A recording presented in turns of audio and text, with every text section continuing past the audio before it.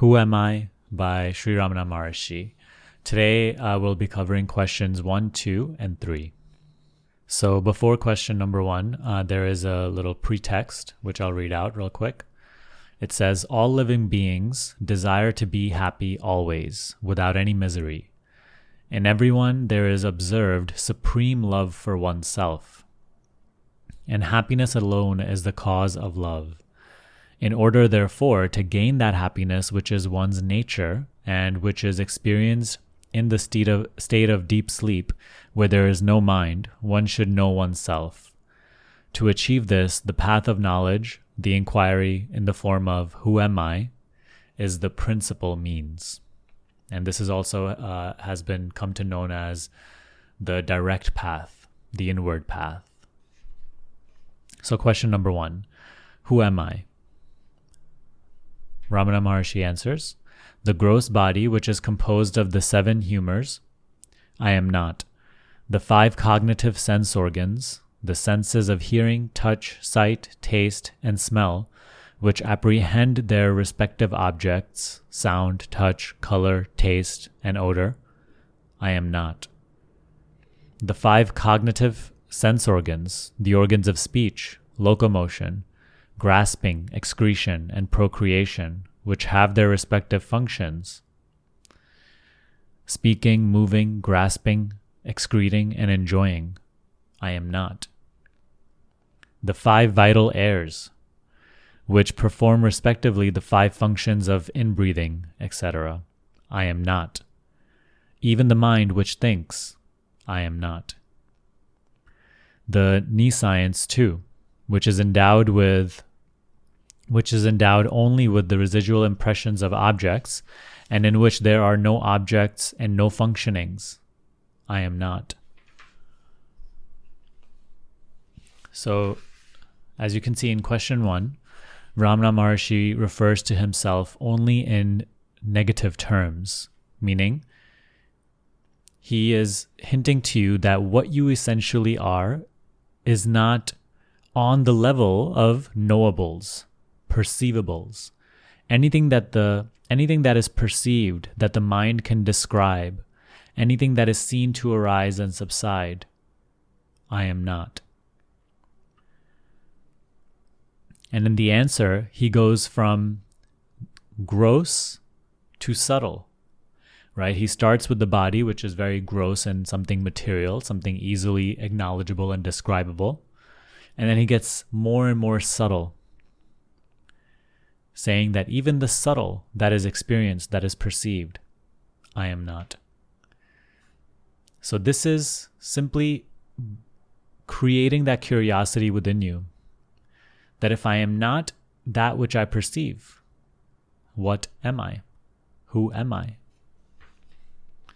So question 2, if I am none of these, then who am I? After negating all of the above mentioned as not this, that awareness which alone remains, that I am. And question 3, what is the nature of awareness? The nature of awareness is existence, consciousness, bliss. So let's start with question 2. If I am none of these that were previously mentioned, then who am I? After negating all of the above, all that is perceived as gross and all that is perceived as subtle, after negating all of that awareness, that alone remains, that I am. So here and now, I want you to quickly acknowledge, and perhaps you could even close your eyes or leave them open. See that all that appears that you call myself, including the body, including your own thoughts, including any sort of mood or emotion that is present, anything that you are identified with, perhaps it's an object, some relationship, all these appear and disappear in what?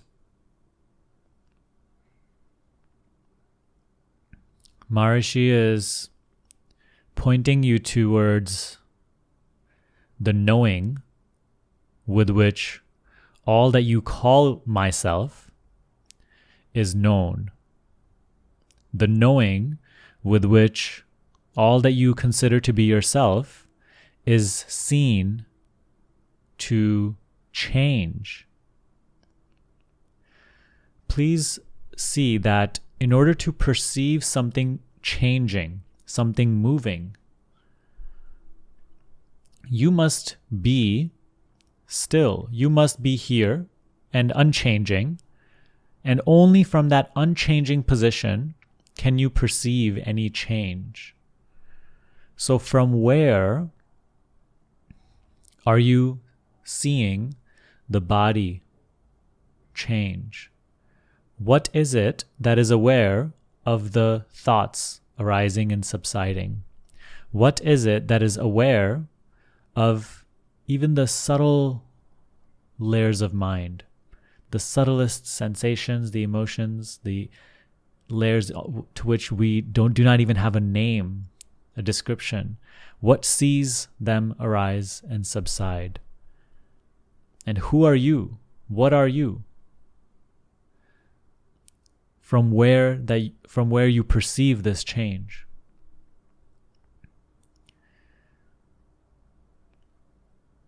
So with this pointer, Maharishi's pointing your attention away from that which is known, that which is perceived.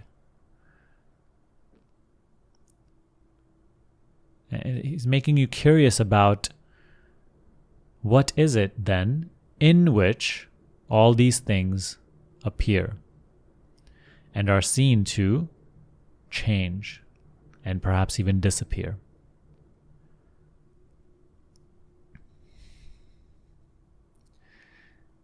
And he says that awareness, that alone remains. That I am. So here and now, recognize that there's an awareness. There's an awareness of my words. There's an awareness of even your subtle mental interpretations of my words, which you are not doing anything to create or maintain. In that awareness, my voice is arising and subsiding. In that awareness, your own thoughts, which are interpretations and judgments and labels and descriptions. And perhaps right now, all these are, the content of it is regarding what I'm saying, what you're judging or describing based on what I'm saying. There's an awareness of all of this. There's an awareness of all of this arising and subsiding. So he's pointing you to that inmost essence.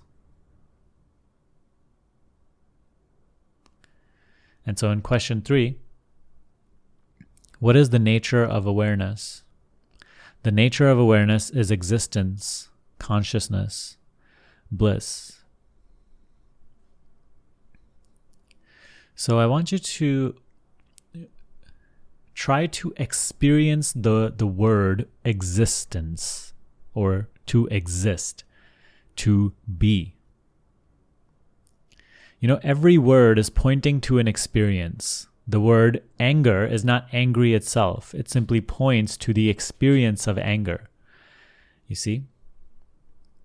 So in that similar way, the word existence, or the words to exist, to be, are pointing to some element of, you see, your experience. I want you to try to go to what the words are pointing to. Acknowledge that here and now, I exist. That sense of being, sense of knowing, of being aware.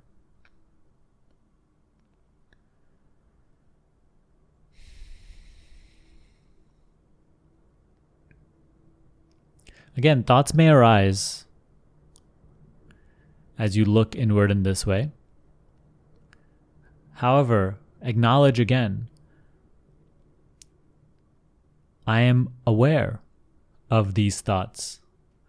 I am, even when these thoughts were not, Then they arose. In my awareness, they arose. And it is in my awareness that they left. And when they left, it does not feel like a part of me is missing. It does not feel like a part of me is lacking. It does not feel like they took a part of me with them.